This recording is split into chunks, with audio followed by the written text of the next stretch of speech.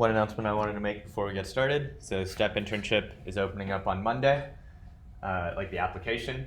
Again, if you're interested, even if you're remotely interested, you should apply in the first week, and then you can always decide not to do it later. Interviews are in January, so you have plenty of time to think about it later, but you should at least get the application in. You just need two things. One is your resume. I know it can be a little bit daunting to create a resume from scratch, so I put up some templates here that you can download.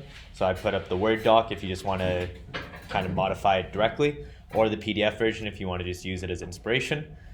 I pretty much took my old resume and kind of pretended like I was a first-year Morehouse student. So stuff that you definitely should include, like put your phone number, put your email address. If you have a LinkedIn, it would be good to put your LinkedIn.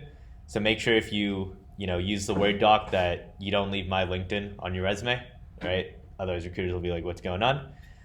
I generally like to put an objective section. So again, if you're a second-year student, just make sure you change this to seeking a second-year software engineering internship.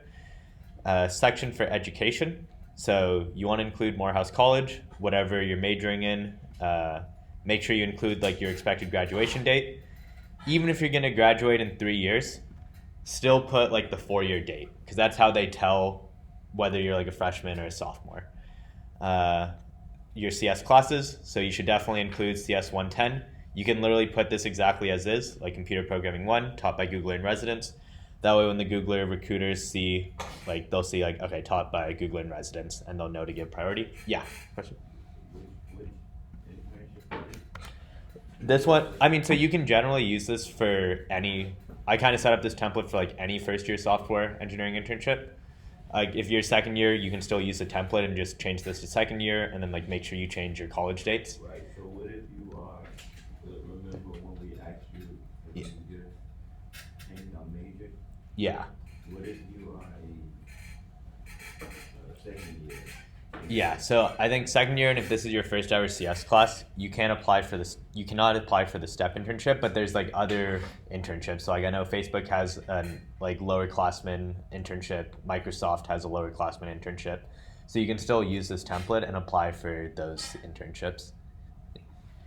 High school, optional if you want to include it. If you feel like you had a good GPA or you had good honors or awards from high school, you can include that.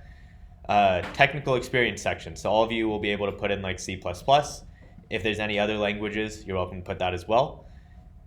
This one, we don't really expect people to have that much work experience in CS, so you don't have to include this section. I just included it in case you did do something CS related.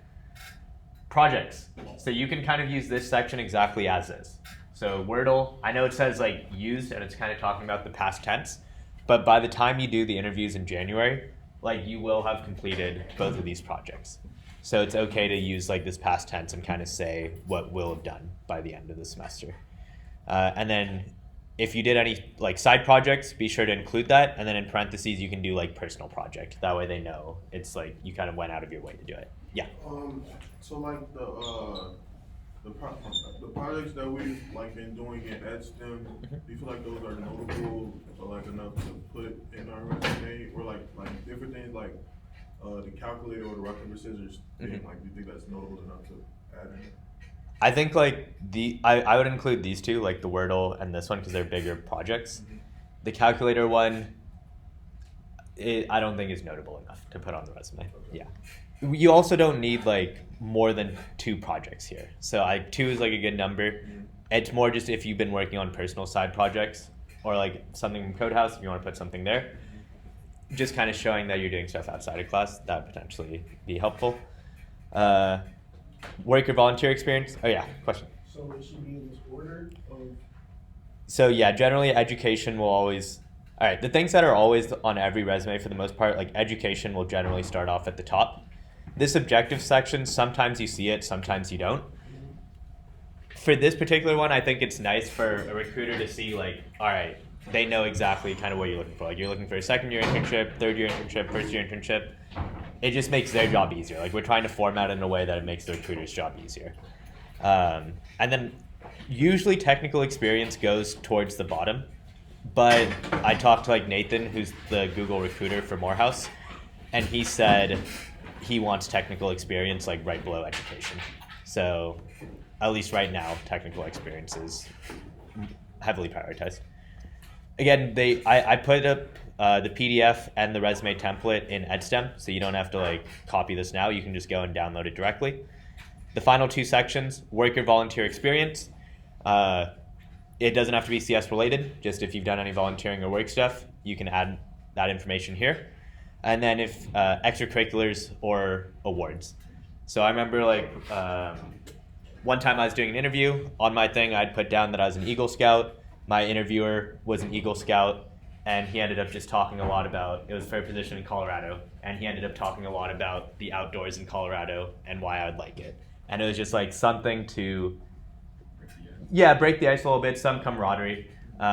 So like this doesn't have to be like super, I put in an example like Morehouse band. You don't have to say like, I'm first chair and like had to have won an award. It's just like you play an instrument, you're in the band.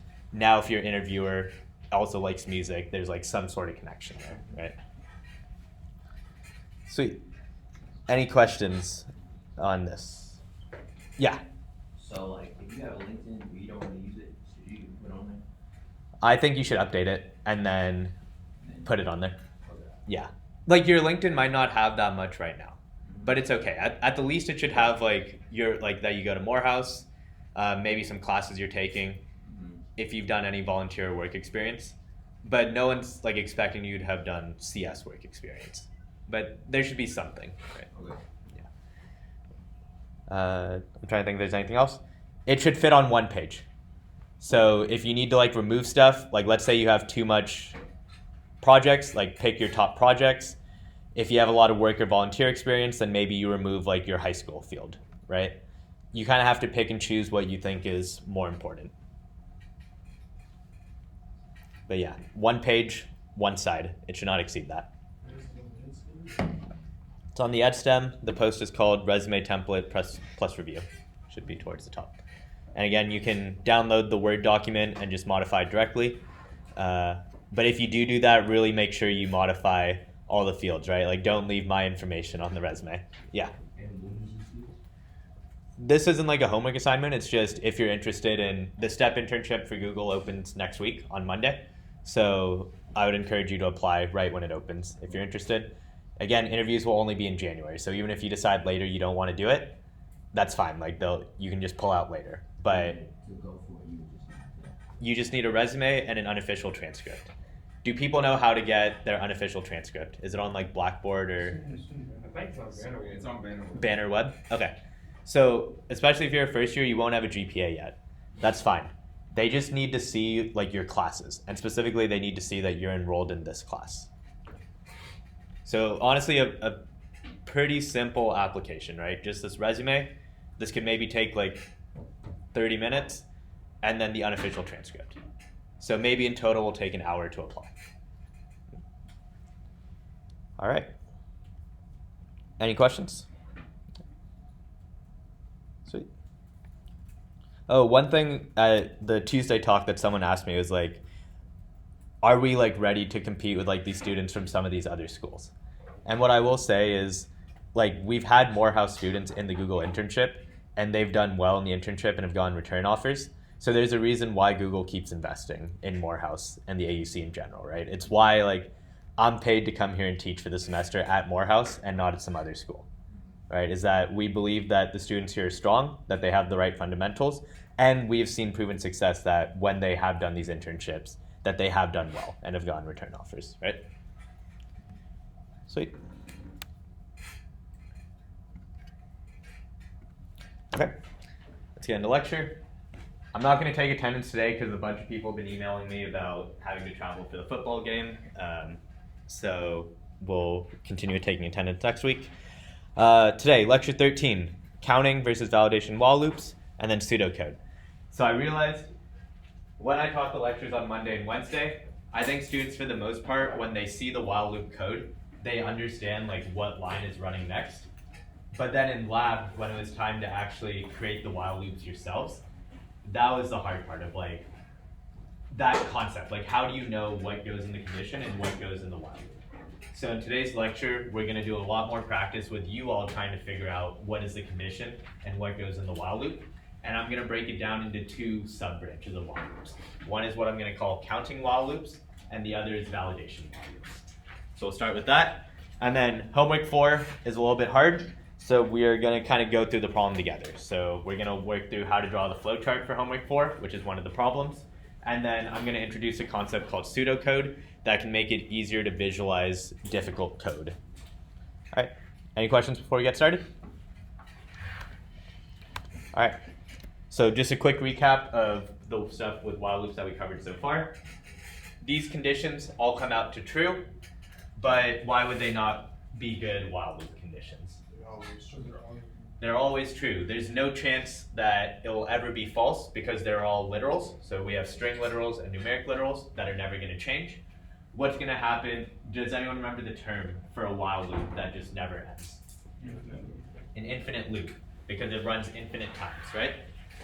So these, if you put any of these conditions in your while loop, they will run infinite amount of times, and your computer will overheat and will potentially crash. So we gave some examples, and on the next slide I'm going to formalize kind of what the rule is. But there's two things that you need. So first, in the while loop condition, most likely you'll need a variable. So something that can change so that the condition might initially be true, but will later become false. And then the second part is that variable has to be modified in some way inside the while loop. So examples, with the microwave example where we keep heating the food while time is greater than 0, every second in the while loop we have to decrease time by 1, so that eventually it gets to 0. The password example, the first time the user's attempt might not equal the correct password, and so we ask them to input another password, another attempt, and we tell them to keep attempting until they get the right password. The counter example, so if we wanted to print something 5 times, or I guess in this case it would be 4 times because we're doing less than 5, we would have this condition, counter is less than 5, and then every time in the loop we would increase the counter by 1. So to formalize what the two rules are, kind of 2 requirements for a while loop. First, the conditional expression might be true initially, but must be false at some point, and so this usually involves using some sort of variable. And then the second one is we have to modify that chosen variable in the while loop. Get it a different value every time the while loop runs. Any questions here?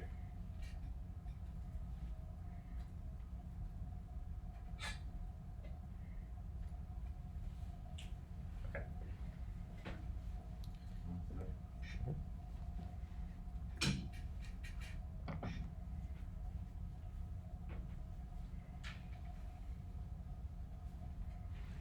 Again, a bunch of the slides in this lecture are going to be having you all do these 2 things.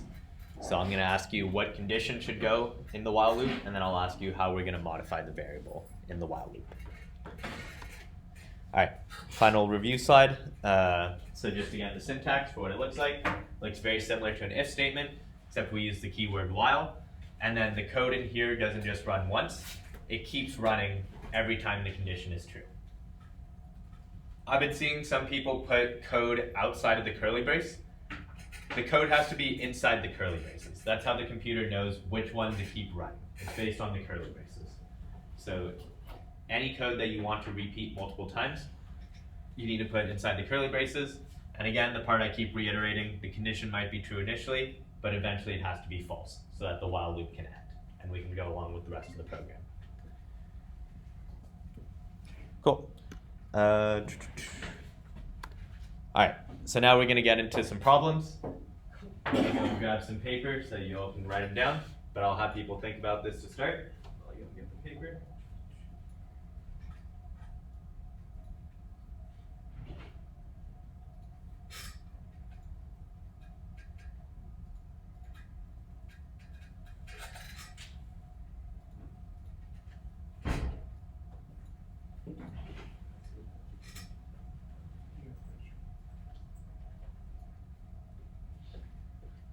This first one we'll do as a class, and then the later ones I'll split you up into groups. So we have this problem where we want to print Morehouse 3 times. We have a variable called counter, and it's set to 1 to start. And there's two things we need to do. We need to figure out what condition to put in the while loop, and then we need to put some line of code that modifies the variable in the while loop. So can anyone think about what should go in the condition here if we want to print Morehouse 3 times? Yeah, Freddie? Counter, while counter is less than or equal to 3. Okay. While counter is less than or equal to 3. Can someone explain why that would be a good answer? Why counter should be less than or equal to 3? Yeah, so we know exactly how many times we want this loop to run. So we can say like, okay, counter is less than or equal to 3, and then what do we need to do to counter inside the while loop?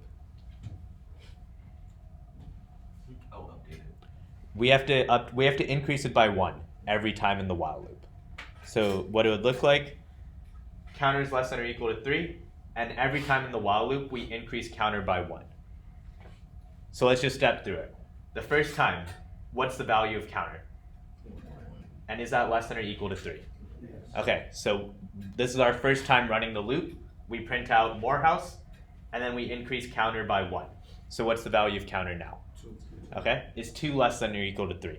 So we run the loop a second time. We print Morehouse again. We increase counter by 1. What's the value of counter now? 3. Is that less than or equal to 3? So we run it a third time. We print out Morehouse. Counter goes up to 4. Is that less than or equal to 3? No. So then we skip everything and we continue with the rest of the code. So we ran it 3 times. Yeah.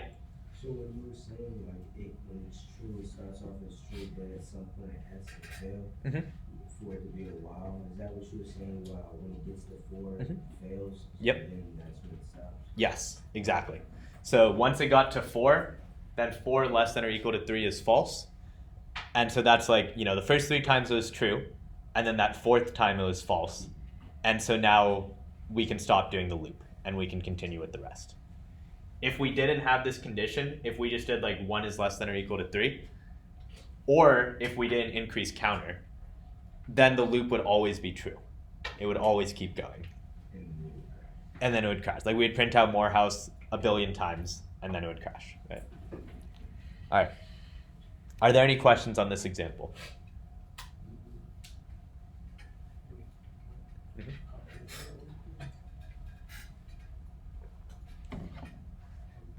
All right. So I'll pass out some paper to do this. All right. So flowchart really quick for the hello world. So we set the counter equal to 1 to start, and then the diamond represents some sort of condition. So the condition we're checking is counter less than or equal to 3. If it's true, notice with the arrows here we have this loop. So we print hello world. This is for hello world. I guess it should say print Morehouse if we want to do the Morehouse example. Increase counter by 1. This step is super key, otherwise we'll run infinite times. And then we come back and we check the condition again. And so we do that 3 times, and then on the 4th time, when counter is equal to 4, then it will be false, and we'll just go ahead and exit the program. Yeah? Do people think they could draw this flowchart if they needed to for a while loop? Okay. Okay. So I'll pass out some paper. For this one, we're trying to print the even numbers from 0 to 20. So again, you're trying to come up with 2 things in your groups. One is what the condition should be. Together here.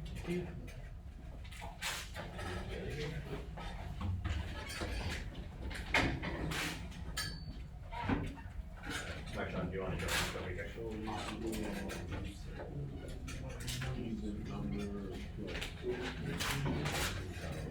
Wow, even number less than or equal to 20. Even number plus 2. Do you understand what you're doing?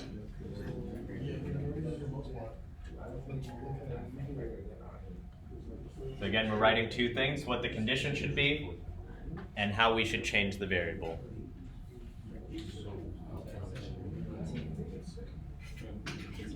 Would have to be less than. count plus two.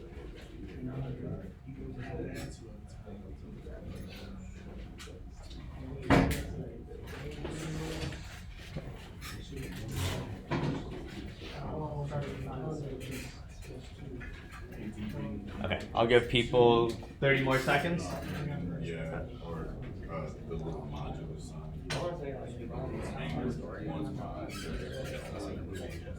Whatever the number is, percent sign, 2 doesn't equal 0.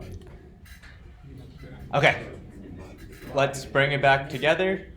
So first off, so this is a counting example, so we know exactly how far we want the loop to go up to. So what condition do we want to go up to? Yeah. While even number modulus 2 equals 0, or equals 0, then execute this code. Okay, so that'll be the if statement. In this case, there's even like a simpler way we might be able to do it without even having to do an if statement. So let's first just start with how many times we want the loop to run, essentially, or till what number we want the loop to run. Yeah. Okay, so 20. So what can we put in like our condition here? Even numbers less than equal to 20. Okay, so while even number is less than or equal to 20. That'll make sure that once even number becomes 21 or 22 or whatever it is, that we don't run the code anymore. So we just run it up to 20. And then in here, what's this? So one way is we could always just increase even number by 1. And then we could put like an if statement and say if its modulo 2 is equal to 0, then we know it's an even number. What's another way that we could change even number to just always make sure we had an even number? Add plus about 2. Yeah, so we can just add by 2. So as you all said, even numbers less than or equal to 20. That way we don't go too far. Once we get to 22, then we know not to print anymore. And then this is interesting. We're saying even number is equal to even number plus 2. So I know in a lot of the examples we've done so far with counting while loops, we always increase this by 1. But you don't have to increase by 1. You can increase by any number that you want. And in this case, because we just want the even numbers and we're starting at 0, we can do 0 plus 2 is 2, plus 2 is 4, plus 2 is 6, plus 2 is 8. And we always get an even number that we can print out. Yeah. So, retracing back to the first line where it's even numbers equal to 0. Uh-huh. The only question I have is that aren't you like in a way setting it equal to 0? So like wouldn't it be like I thought like an error would come out if you had to like change it or not? If Because you're setting it equal to something instead of like leaving it like by itself. So if we just had int even number with a semicolon and we just defined it without assigning a value to it, then it will be assigned some random value. So we do want to assign like something to it so that we know what the value is. Okay. So That the makes code is basically flexible in a way where it can still change the value if we like assign if we tell it to. So in this case, like there's no user input or output. So this is always going to print the same thing. It's always going to print out 0, 2, 4, 6 up to 20. If we wanted to be more flexible, we could have asked the user to say like, what even number do you want to start at, perhaps, and then we could have done that. Yeah. For these problems, we're gonna keep it a little bit simpler, and just say we know exactly what we want to print. How will we do it? Okay. Any questions on this example? Okay. All right, next one. Again, in groups, you can work on this one. So we're doing the microwave countdown problem. We have time, let's say it's 15. The user wants to heat up their food for 15 seconds. What is the condition? And what do we have to change in the while loop with the variable? While time is equal to 15.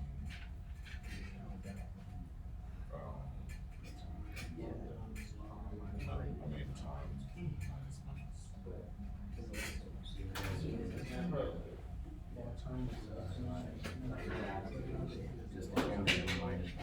time. Less than equal to 15. And then under this, time is minus.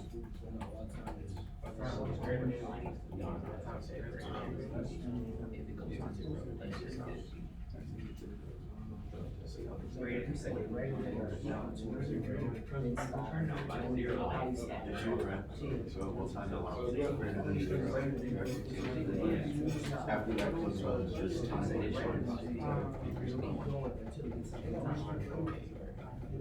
Okay, let's bring it back. So this one's going to be slightly different because in all the other problems we were always counting up. What's different with this one? We're counting down now. Okay. So how does that change our condition? What are we putting in the condition here? Time is greater than zero. Yeah, so normally we were always doing like something is less than a number because we were always counting up. Now because we're counting down, we're kind of doing the opposite and we're saying while time is greater than zero, keep, updating the loop and say how much time is left. What line do we put inside the while loop to modify the variable? Time minus one. Yeah, so we want to decrease by 1 each time. So initially when time is 15, that's greater than 0. 14 is greater than 0, so on. 2 is greater than 0, 1 is greater than 0. And then it'll get to 0, and it'll see 0 is not greater than 0. So then we'll exit the while loop, and we'll say your food is ready. Does that example make sense to people? Okay. I want to highlight, so that kind of summarizes our idea with counting while loops. The big thing with these, yeah, Rishon? So say, what if there was like a string, right? Mhm. And you put like 4 hour assignment for our home. Mhm. We gotta say if it's an alternative or not. Uh-huh. How would you do that if there's no number? Yes. So in my mind, there's 2 different types of while loops. This first one we did was based around counting, and it's almost entirely going to be numerical. So I put it, and maybe there's an exception, but I said will usually involve using like less than or equal to, greater or greater than equal to. So we're kind of not doing anything with strings here in the condition. All of these are all very numerical based, where you'll have some sort of like counter variable, or we had the even number example, or we had the time example. So they're all generally like insert doubles. And the condition is usually always checking if it's greater than some value or less than some value. Yeah. Like how if you use a string, you have to use like include string. Mhm. Does anything else have to be done with the while? You just put a while in? You can just put the while in. Include string is the only, besides like the IO stream for C out and C in, string is the only other special one right now that we have to do an include. You can also kind of tell because when you type in the word while, it changes colors. That's kind of an indication that that's part of the built-in C++. So Rashad, to directly answer your question, the next section we're going to talk about is called validation while loops, and now we'll use strings. But for the most part, counting while loops, you don't use strings in the condition. You just use numbers. And generally, that variable that we use in the condition is going to be increasing or decreasing in the loop. Does that make sense? Generally, you'll know it's a counting one because it'll involve numbers, and you'll know before the program starts, or maybe it'll depend on once the user inputs data. Essentially, before the while loop, you'll know exactly how many times it's going to run. Cool. So the second grouping of while loops I like to think of as validation while loops. Also, I kind of made up these names of validation and counting. If you were to go and Google what's a validation while loop, you probably wouldn't get a result.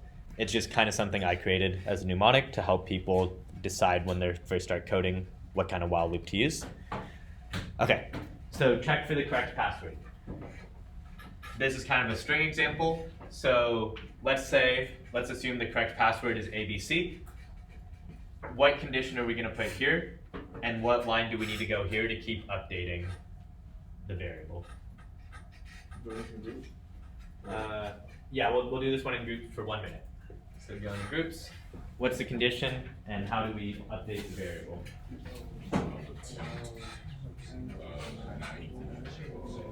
Say ABC. Not say ABC. Or ABC. Run back.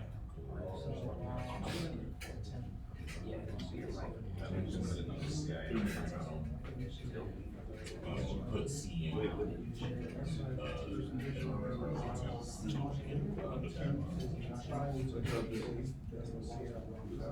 Okay, let's bring it back. So, do we know how many times this while loop is going to run? No. We don't really know. Why do we not know how many times this is going to run? We don't know how many times they're going to get the password wrong. Yeah, like we have no idea how many times the user is going to put in the wrong password. In the previous examples with the counting examples, we knew we wanted to print out Morehouse 3 times. We wanted to print the first 20 even numbers. We wanted to print out time 15 times until it hit 0. With this one, the user could get it right on their first try. We might not even run the code in the while loop. They might just get the attempt right on the first time, and then we just say, welcome to the website. Or it might take them 10 guesses to get it. So what is our condition if we can't really do the greater than or less than symbols? Yeah, so attempt is not equal to ABC. yes, so in this part, we want to keep running the code while attempt doesn't equal the correct password of ABC. And then, sorry, I accidentally gave away the answer, but we then have to keep getting new attempts from the user. Otherwise, we'll have an infinite loop. And so we can do cin and get the attempt. Yep. Okay, so how could we limit the amount of times they can run? Like if, 3 tries. yeah, so if you only wanted them to do it 3 times, that would be like a combination of the counting while loop and this validation while loop. So maybe you would also have a counter of like num wrong guesses. And each time they get it wrong, you increase that by 1. And then in your while loop here, you would have like while attempt doesn't equal ABC and their num guesses is less than 3.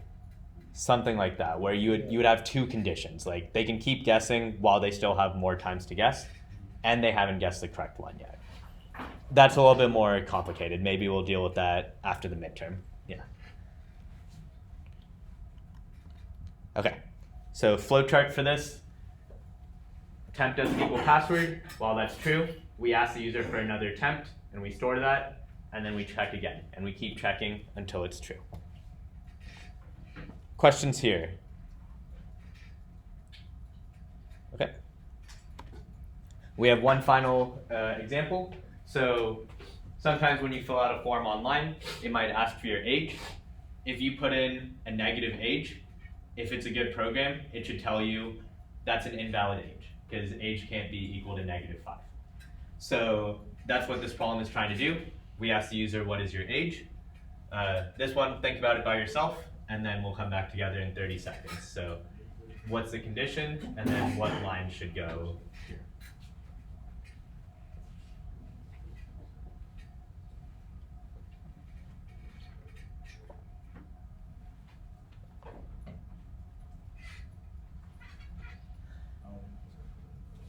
All right. Do people have ideas for the condition? While attempt is less than or equal to Sorry, also 1 sec. I meant to make this age. Okay, my bad. All right, so we're doing everything with the age variables. Okay, so what should the condition be here? Yeah, Eric? Age is less than or I think it should be wait, no. Age is greater than 0 because you want to be older than Okay. at least 1. You can't be behind 1, right? Yes, so very close. So right now, so you had said age is, yes, right now you had said age is greater than 0, but the while loop will run when it's true. And so if age is greater than 0, it will say age must be positive, try again. Even though, yeah, so that we kind of have the opposite. Like we want to say while age is less than 0, then the code in here will run. And we'll tell the user, like, sorry, age must be positive, try again. Oh, so you're wanting it to, you have to follow where it is. Okay, I understand. Yes. So it's like, if this is true, then it's kind of backwards, right? It's like, the true case is bad input, because that's when we're telling the user to keep trying again. So we're essentially saying, like, while age is less than 0, so this is bad input if the user puts in something less than 0, then we tell them, sorry, your age must be positive, try again, and we get a new age. Do people kind of see that? Because it is a little bit backwards, right? Normally, we would intuitively think of this as like age is greater than 0, but we're trying to figure out the true case for what is bad input. And bad input would be if the age was less than 0, then we run the code in the while loop, and we keep telling them to put in the new age. Yep. Any questions here? All right. To summarize validation while loops, so we don't know how many times the loop will run. It will often depend on the user input. And so the condition is just checking whether the user has put in bad input. And so if that condition statement comes out to true, that means the user has inputted bad input. And in the while loop, we ask them to try again and try to give us better input. Remember, in the while loop, to actually get that new input from the user. Otherwise, we'll be stuck in an infinite loop. Questions here? For people who came into Lab 5 on Wednesday, does this help a little bit in terms of differentiating problems? Like if you felt like you had to do Lab 5 again, would it be easier now? Yeah. A little bit? Okay. For those of you who haven't come into Lab 5 yet, we have Lab today at 4, on Monday at 5.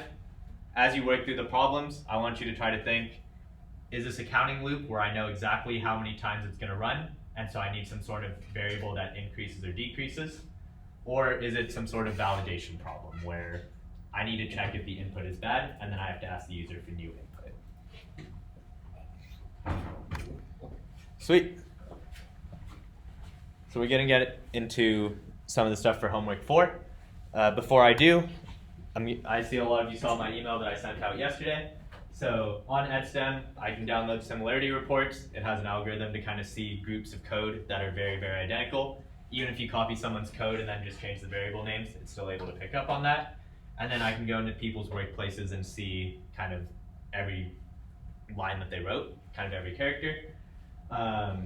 This first one was just a warning if you emailed me and kind of explained the context, which some people did, and I appreciate the honesty. Again, like I'm not gonna judge you for this, right? Like this first one is a warning. If it were to happen again, then I would judge at that time, because now I've given the warning, and if you do it again, then that's bad. For this first one, I'll pretend like it didn't happen.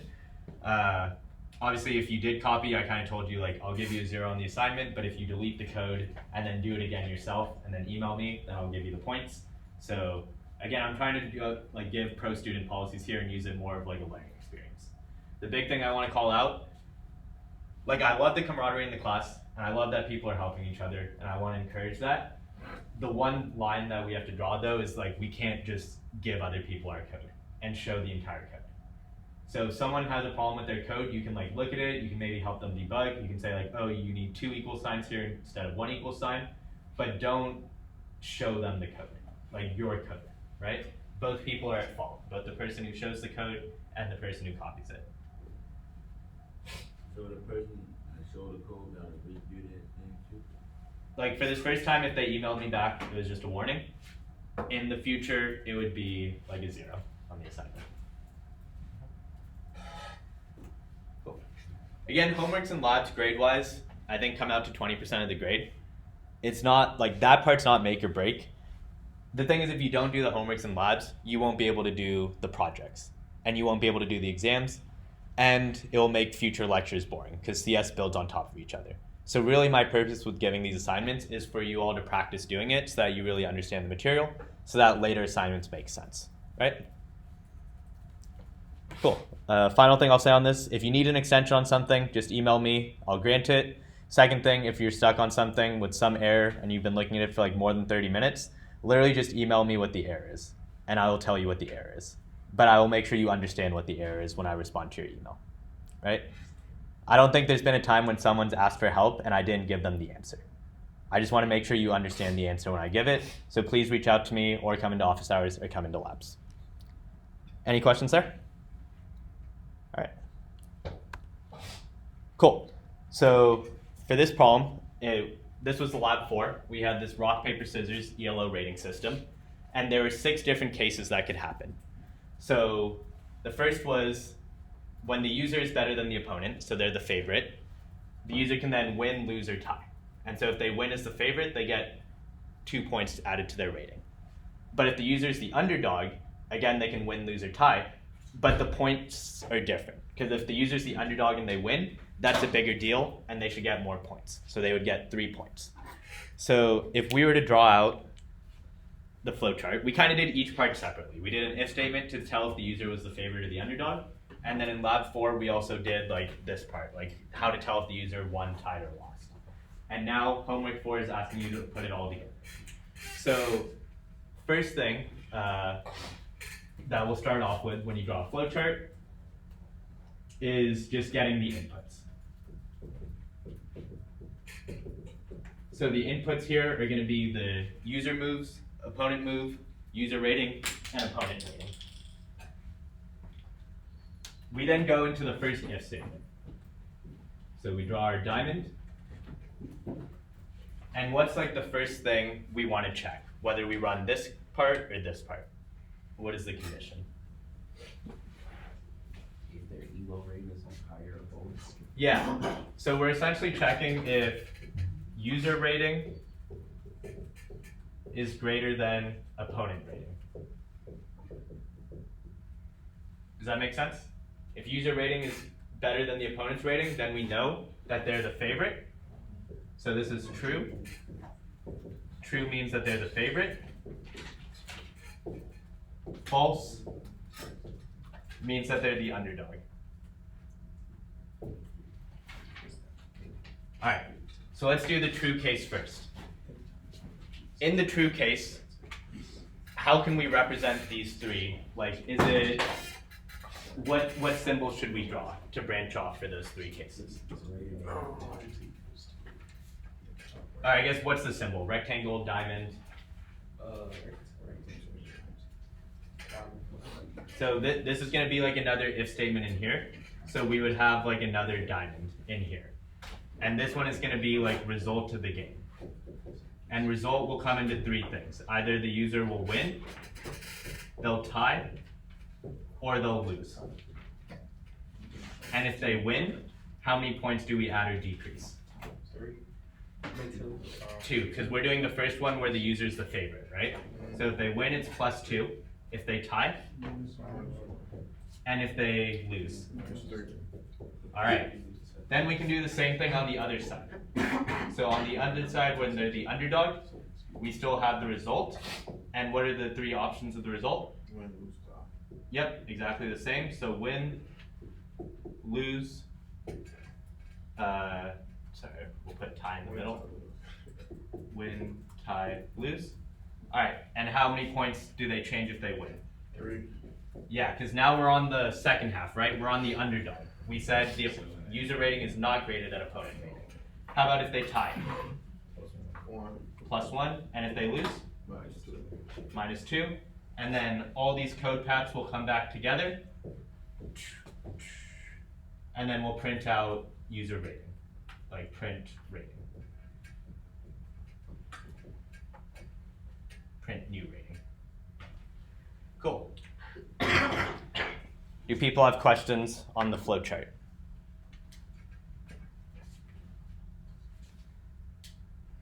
Any questions there?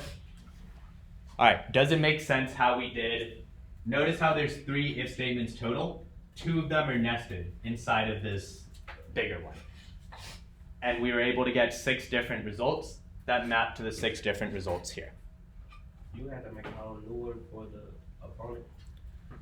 So in this problem, we're just trying to see what the user's rating is going to change. So we just need these 6 cases for the user. Okay, so pseudocode. It's still a little bit hard when we see it in the flowchart to see what it should look like in actual code. And so that's where we have this concept called pseudocode that helps us visualize what the code will look like. And pseudocode, pseudo means like semi kind of, like a pseudonym is like a fake name, so pseudocode is like fake code. It's stuff that will look like real code, but doesn't have to be the exact correct syntax. So it's a bridge between English and C++. And so if we were to kind of, oh yeah, do you have a question? Sorry, bad handwriting. It just says like print the new rating. So for all 6 cases at the end, we'll print whatever the new rating is. Okay, So let's say we wanted to write what's in the flowchart, but here in pseudocode. So what does the first rectangle say? All right, so we'll start by saying get inputs, and we'll say like user move, opponent move, user rating, opponent rating. So it's kind of just a summary. And then here, what's the next thing we're checking? Yeah, so we're checking the rating. So we can do like if user rating is better than opponent rating. Right? So this looks kind of like C++. It has the keyword if, but we don't have like the exact syntax. Like we're not, it's very close, but it's not exact. And we said in this case, if the user rating is better than the opponent rating. So are we on the left side or the right side of the diagram if they're better? The left side. What's the next thing we check? Okay. So then we kind of have like if user wins rock, paper, scissors. So this is going to be nested. So it's going to be, it's its own separate if statement in here. Because it would be else if we were doing it on the outer one. But this one's like a separate inner one. So if user wins rock, paper, scissors, then what do we want to do? Yeah, so we'll be like new rating is equal to like the old rating plus 2. So we'll just say like add 2 points to user rating. All right, here now we can do like the else if, and we say if user, what's something else that can happen in rock, paper, scissors? If user ties rock, paper, scissors, then what do we put here? Yeah. Subtract 1 point from user rating. And then you can either do like another else if user loses, or you can do else, because we know if they didn't win or tie, then they had to have lost, but we can say else if user loses rock, paper, scissors, then what do we want to do? Subtract 3 points from user rating. Cool. So that takes care of everything here. And then we would have the else case for the outer loop, which was, and you could even like kind of put comments in here if you want, like user is underdog, and in here we were saying user is favorite. Right, so like I'm using some concepts from C++, like I kind of have the slashes for like a comment, but stuff like this, like you couldn't write this in code, user wins rock, paper, scissors. Instead, you would need to use like the long piece of code that you wrote in lab 4. That was like if user move is rock and opponent move is scissors, right, and you have that big if statement, it's much faster for us to just say like user wins rock, paper, scissors. And so now we have, so you would do like the same thing for the else case, so like the right half of the diagram, and I'll like leave this part as an exercise for you to like try on your own. But now when you go to write your code, hopefully it's much easier to see how it maps. You like have your skeleton code here, and now you just have to say, like you have your if-else structures, but now you just switch out. Like instead of add 2 points, now you do the actual formula. Instead of user wins, you do the actual if statement. Yeah? So you have to actually put the code in that we get for user winners. You're saying like the semicolon? Or? No, like in the if statement, Yeah. user wins, the actual code. Yeah. Yeah. So it was like pretty long, right? So it would be tough for us to type out here. So here I'm just giving the summary. But you know like that's what goes in the if statement, right? So this is just to help you see what the overall code will look like. Sweet. Any questions there? Yeah, grab a picture if you need. You would do the else case as well. All right, what's due? Homework 4, due on Monday. Again, if this made sense to you, the flowchart, that's one of the homework problems. If the pseudocode makes sense, then actually coding it should be pretty straightforward because you've already written the code in the smaller parts. I'm going to release the Wordle project later tonight. It's only due October 5th, a week after the midterm. So if you don't want to think about it before the midterm, you do not need to think about it. We're just releasing it now for students who feel like they want an extra challenge right now before the midterm, maybe extra practice. It'll be your chance to do it. But if you don't want to think about it until next week or 2 weeks from now, don't worry about it. Yep. Take care. Office hours today from 3 to 4, lab from 4 to 5. Well, it don't matter. Tell you that I came instead of 1 o'clock today. Yeah, I actually did end up taking